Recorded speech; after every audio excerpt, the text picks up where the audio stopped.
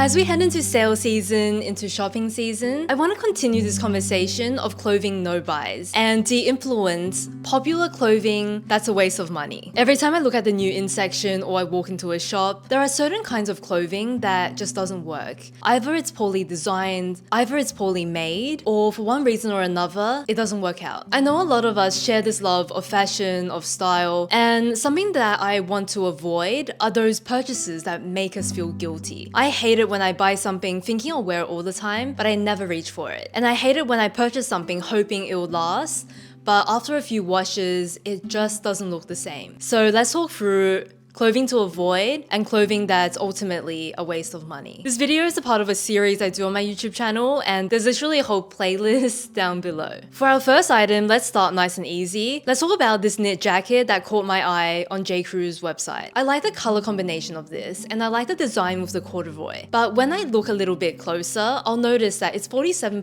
polyester. At this price point, there should be a little bit more wool. It is a lightweight knit jacket, so all the more reasons that the wool percentage should be higher. We always know that we want natural fibers, but the specific reason here is because wool has a better ability to hold on to its shape, and wool is anti-odor. It has some antimicrobial properties, so you don't have to wash it as often. All of this makes the clothing item last longer. And then if I look closer, I'll also notice that the jacket has a lining, and the lining looks to be polyester. This is basically a wool cardigan, so there's really no reason it needs to be lined. I had a suspicion it's because the wool used is probably lower quality, a bit more scratchy, and then as I looked at the reviews, someone did comment that it is slightly scratchy. So they probably opted for lower quality wool material and then had to line it so that it's actually comfortable to wear. But obviously all this could have been prevented if it was just a nice wool to begin with. Second clothing no buy, let's talk about trends. Trendy clothing is the worst when it has a design detail that is not impactful and it dates the clothing really quickly. So let's just say this jacket. It's a beautiful beige coat that you could have worn for the next decade or 2 decades. But they've added this fringe to it, which doesn't really add to the piece,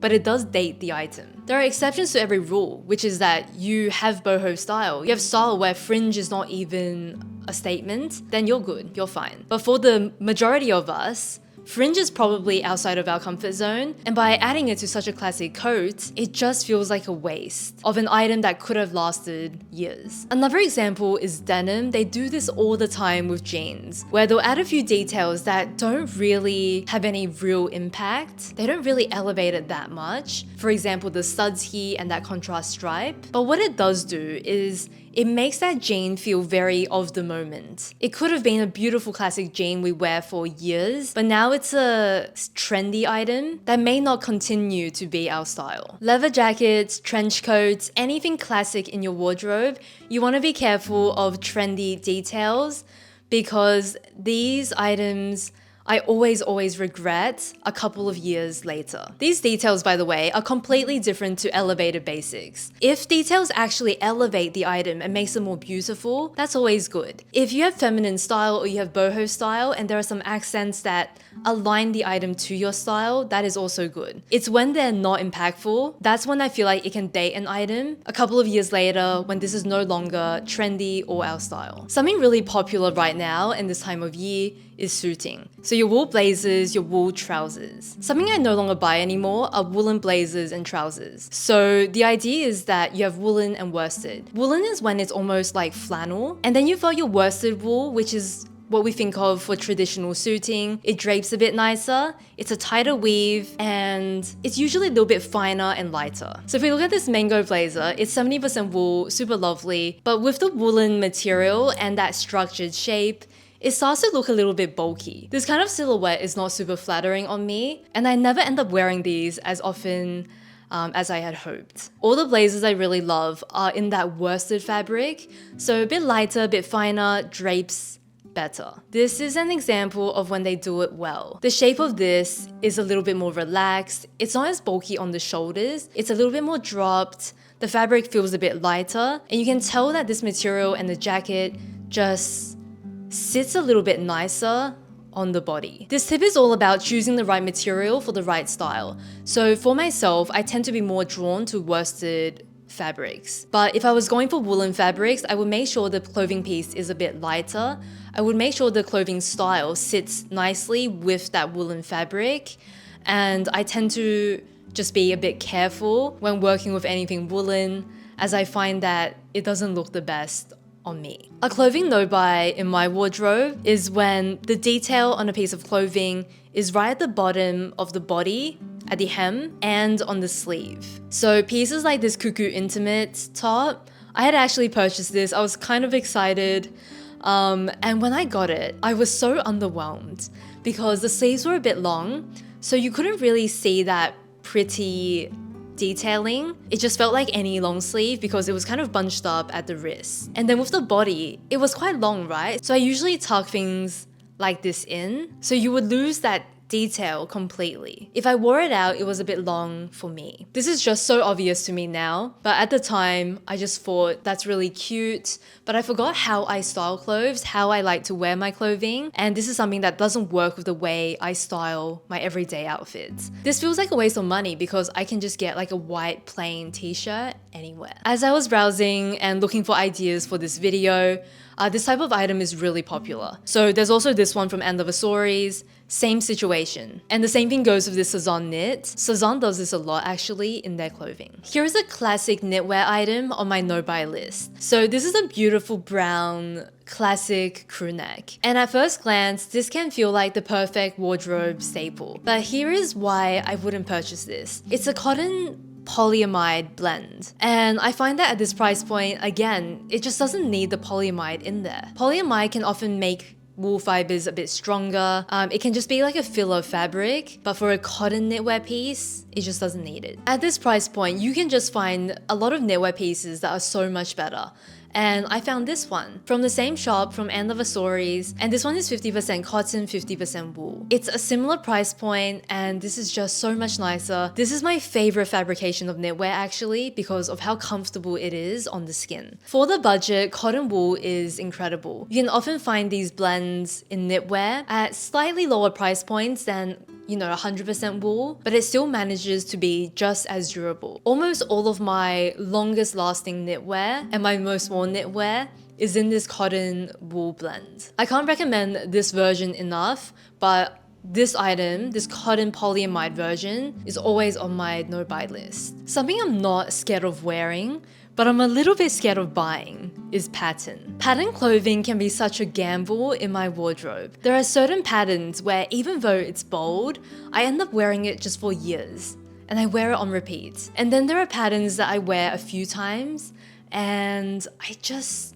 don't really reach for them anymore. Something didn't feel quite aligned to my own style, or maybe I just kind of grew out of the pattern. But pattern is one of the riskiest things in my wardrobe as to how often I wear it and how long I own it before passing it on. So then let's try to get to the bottom of it and figure out what kind of patterns we can get and what should be on our no-buy list. A good example are these two prints. So here we've got like a black and white print. It's quite bold, high contrast, larger scale. And then we've also got this black floral print, which is the complete opposite. It's lower contrast, it's more subtle, it's more muted. It feels very vintage versus the previous one, which was more modern. And they're just giving completely different vibes. The success of a pattern in my wardrobe ultimately lies in whether the pattern gives off the vibe I like or not. I often avoid patterns that feel quite modern. They're a little bit more abstract, a little bit more geometric, because I just find that my style is not that. This could look incredible on a lot of different personal styles, but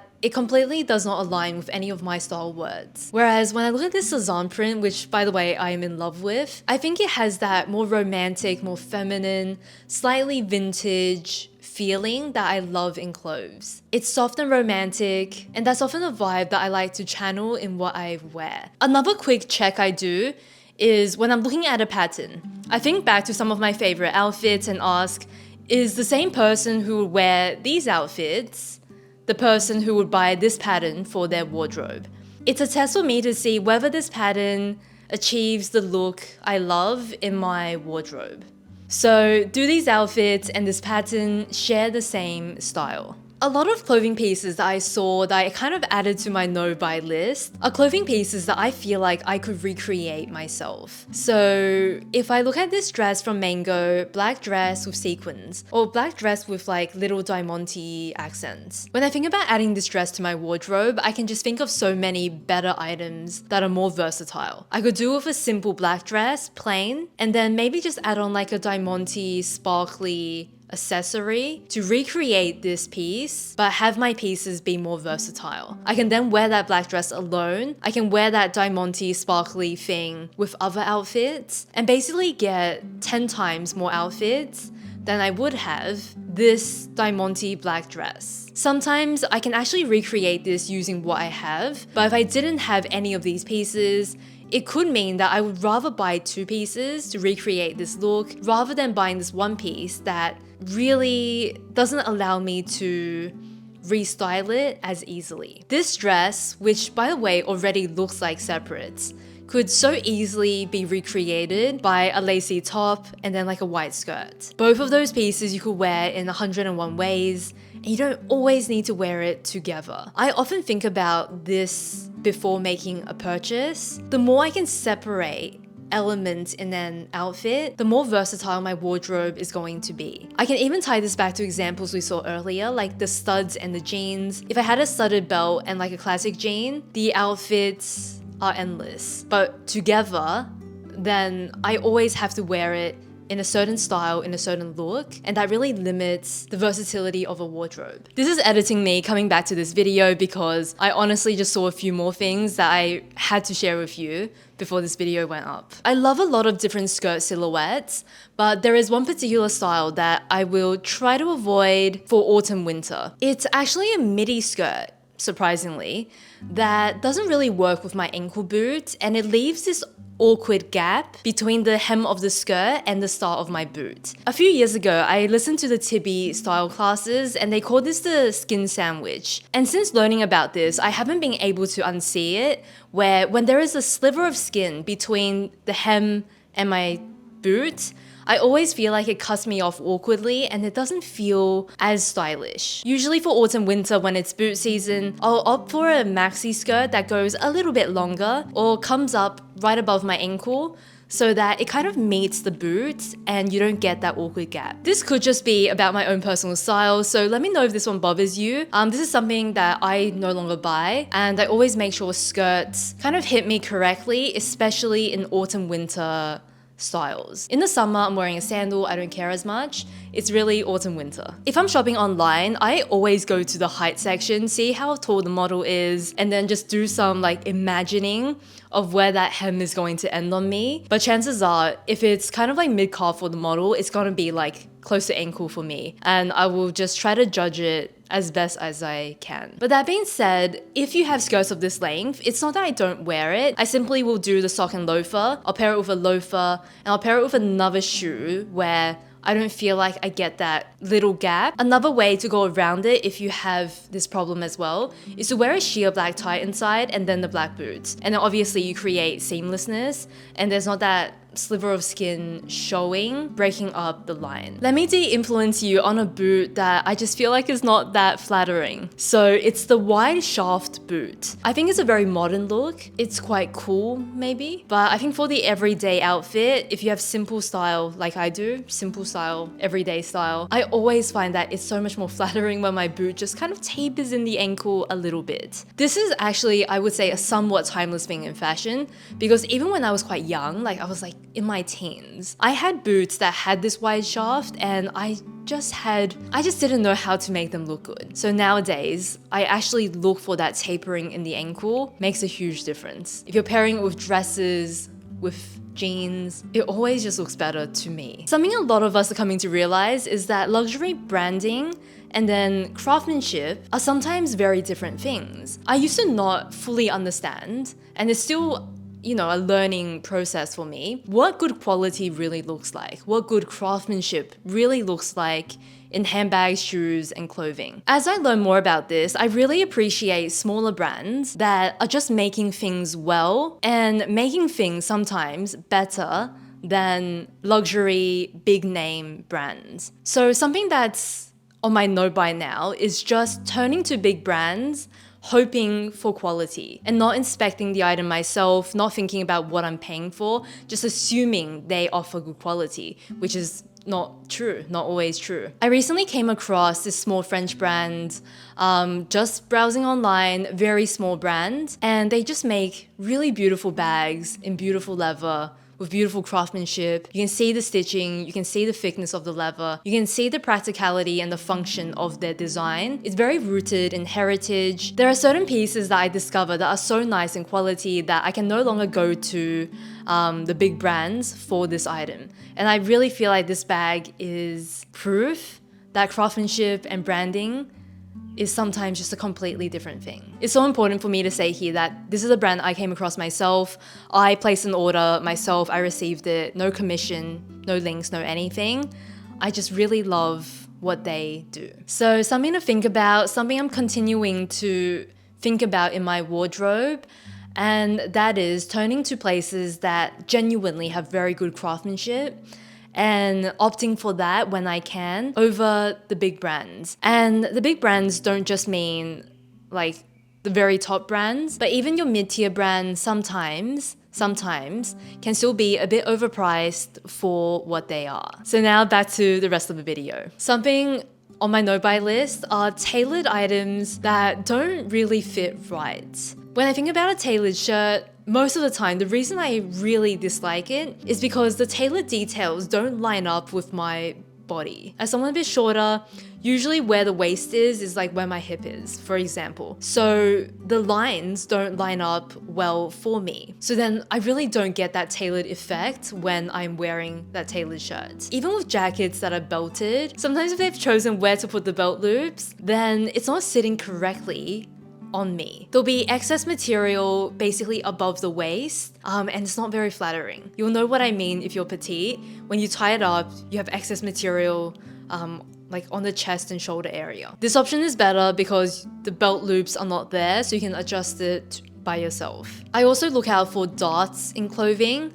Sometimes the darts are just not positioned where they should be on my frame. And then other times, you know, if it's like under the bust, you'll have these darts. For my body shape, that is one of the most unflattering things ever. Look out for these tailored details that is meant to make clothing, I guess, sit better on the body. But because they have to make this like a universal fit, they don't always line up perfectly. Generally speaking, I avoid these tailored details because most of the time it doesn't quite sit right once on. Let me de-influence you on clothing pieces where they've redesigned an item, they've reimagined an item, and it's no longer functional. For something like a trench coat that is very practical because you wear it in the rain, you wear it when you're commuting, I want to talk about this white version. This is the opposite of a functional trench coat. It's such a light color, it'll get dirty and marks in no time. It's also long, and then it's also super light. So from the back, I can actually see the seams running along the back and on the sleeves, shoulders, and whatnot.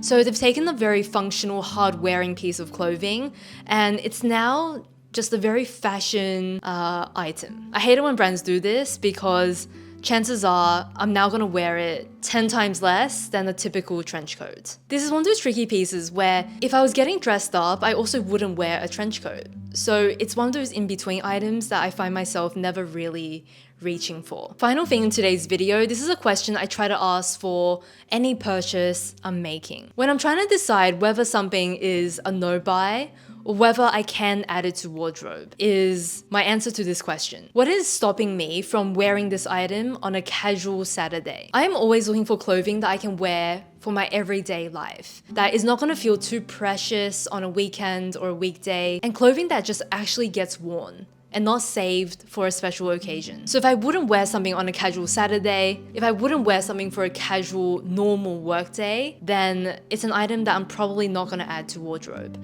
It's gonna be put on my no-buy list. Here are some examples. This black blouse. Would I wear it on a casual Saturday? Absolutely not.